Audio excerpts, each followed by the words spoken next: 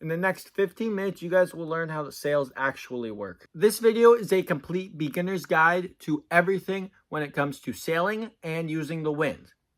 In this video, you will learn the common misconception, the two ways sails work, how the airflow effect works, the keel's crucial role, the 5 points of sail, tacking and jibing, trim and sail adjustment, and last but certainly not least, wind speed versus boat speed.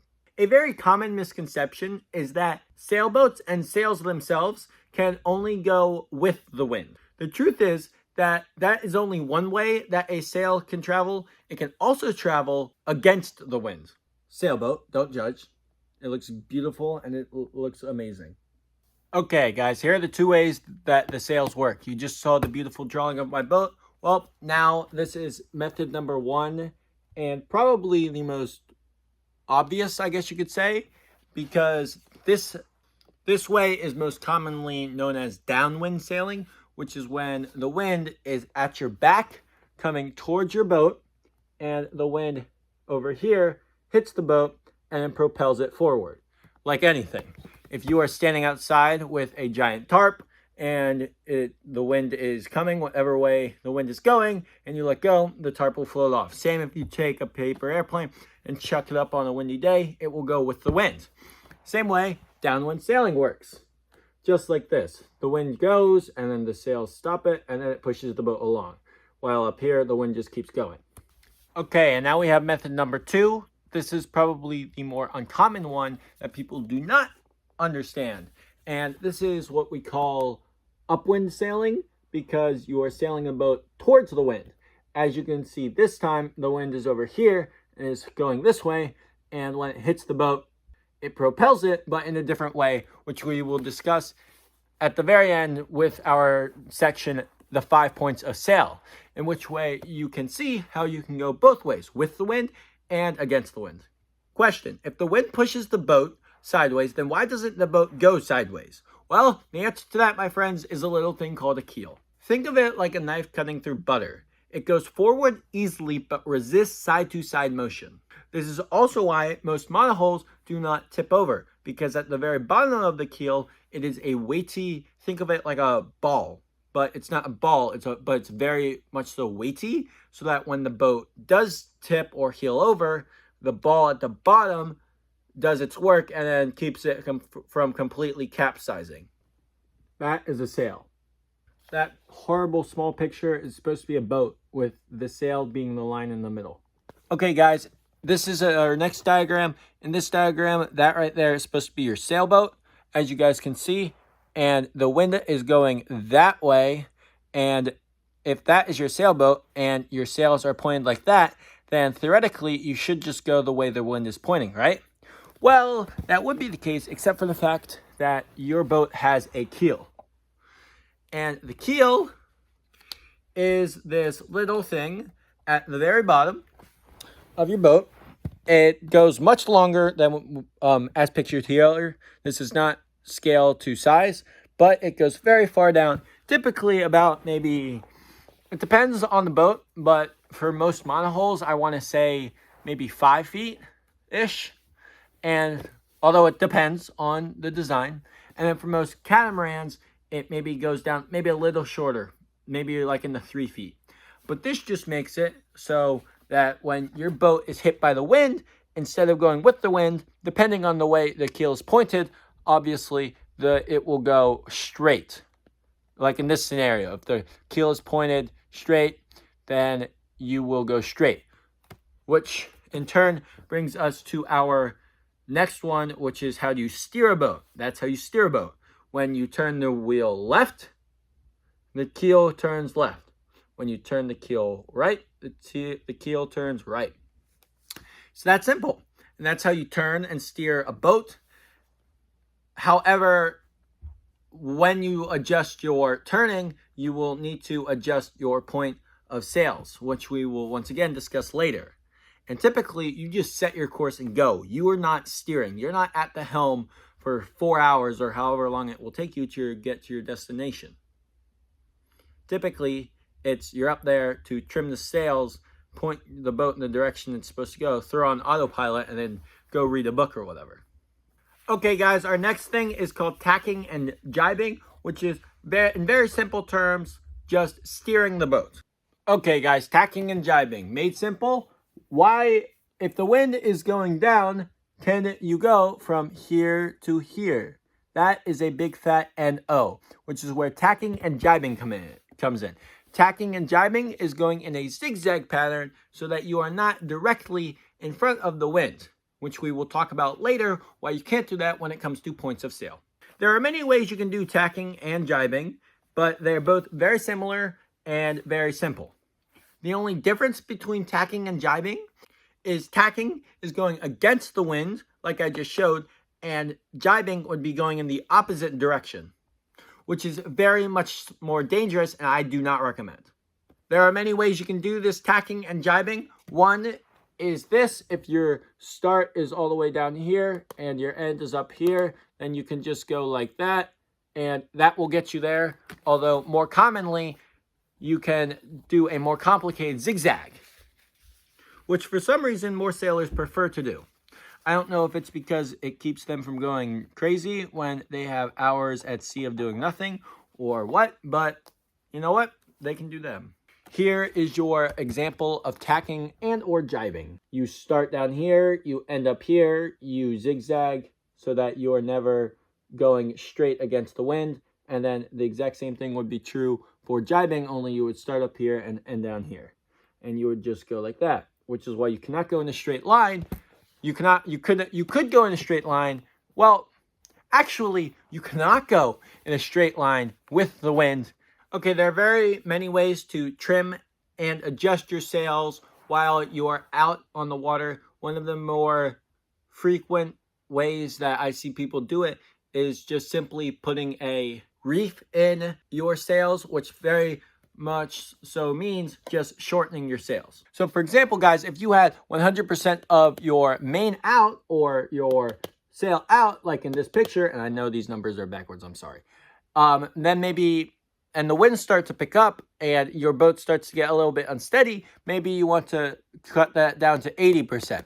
And maybe you see a sudden squall in the distance, or are just not, you don't really want to get hit by a squall when you have 80% of your sail out. So maybe you take it down to 50 or 40 and adjust your sails from there.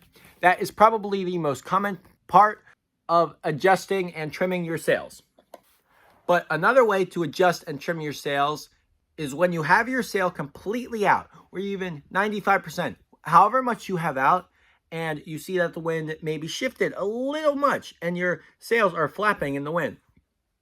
Because when you are sailing in the direction that you want the sails to be not moving at all. You want them to be straight and catching as much wind as possible. And when I say straight, I really mean like firm.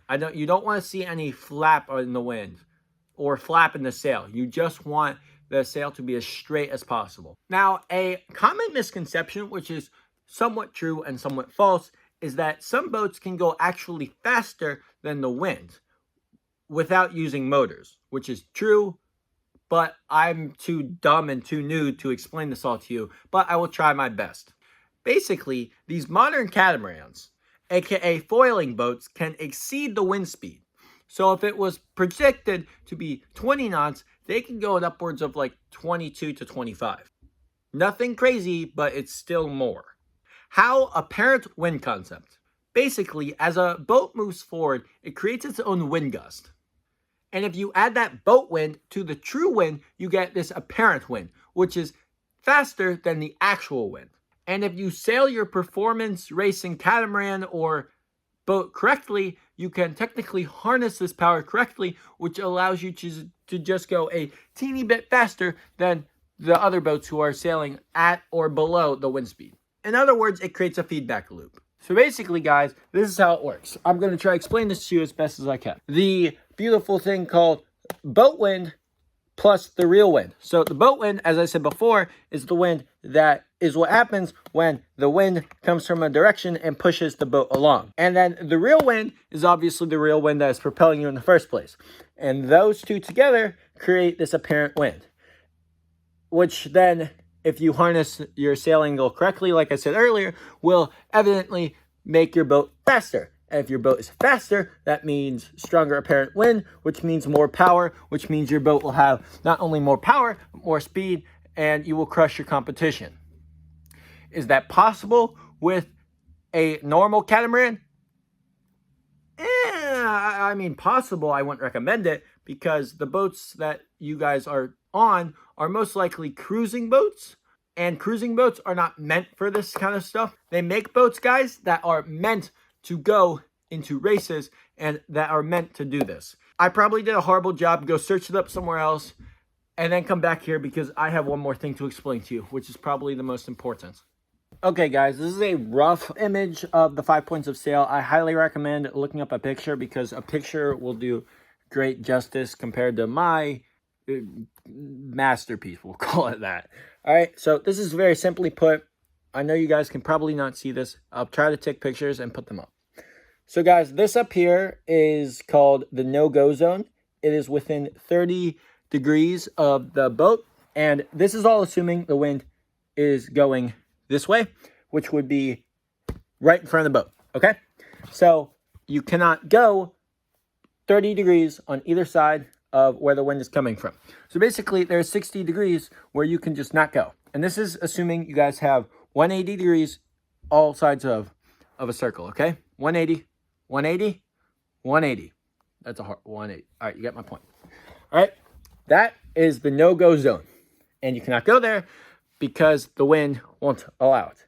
The same is true is if the wind is directly behind the boat. Because if a sail is curved, then how will it catch the wind? It's not how the sails work. Okay, and then we have this. We have the 30 to 60 range, which is called a broad reach. And then we have the 90 degrees range, which is called a beam reach. And then, guys, we have a 60 to 80 in here, which we call a close reach. And we have a 30 to 45 right here, which we call a close hauled. And then last but not least, you have the no-go zone, as I said before, which is not 30, my mistake, 45 on each side. We call it running on the directly from the back, and you have the sails anywhere in between this 30 range. So that was a lot of terms very fast, but basically that's how a boat works. You point the boat straight, and then based on how the wind is going, you adjust your sails. So for example, on here, if the wind was coming from, let's say, this 120 area, then you would probably want to have your sails at a 60 or like 45 angle.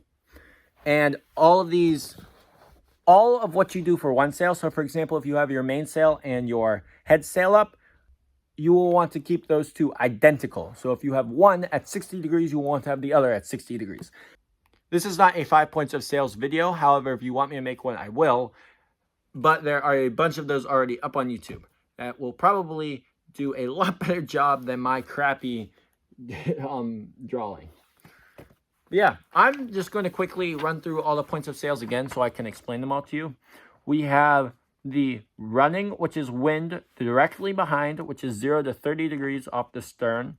We have the broad reach, which is when the wind is running from behind at an angle from 30 to 60 degrees. We have a beam reach, which is when wind is from the side at 90 degrees, often the fastest point of sail. We have a close reach, which is when the wind is from the forward angle, which is 60 to 80 degrees. We have a close hauled, which is when you are sailing as close to the wind as possible, which is your 30 to 45 degrees.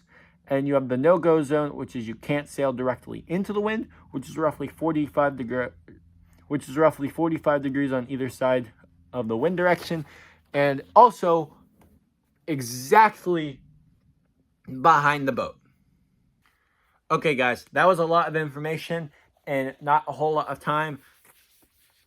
But honestly, guys, if you guys don't understand that, the best thing I can tell you guys to do is just watch this video over and over and over again. And after like the third or fourth time, if you guys still don't get it, then go and find some other video that explains the part that you don't get. Because this was just a very broad overview. However, people make videos all about this as their job, and they do it daily, and they do a much better job than I do. However, I'm just starting out. I'm not a teacher or anything. So yeah, thank you guys for watching so much. I encourage you guys to subscribe, like, and share, and all of that. All of that helps me and my channel grow, which helps me get on the water. And I'm not just going on the water, I'm bringing all you guys with me. That's all I've got for you guys today. I hope you enjoyed this video. I have videos coming out every day on Tuesday and Thursday. I already have 2 videos up. One of them is about all the gear, and the other one is just as good. I recommend you go click on that video. That video is right here. Go watch that, guys. Love you all. Subscribe, like, share, all that. Peace.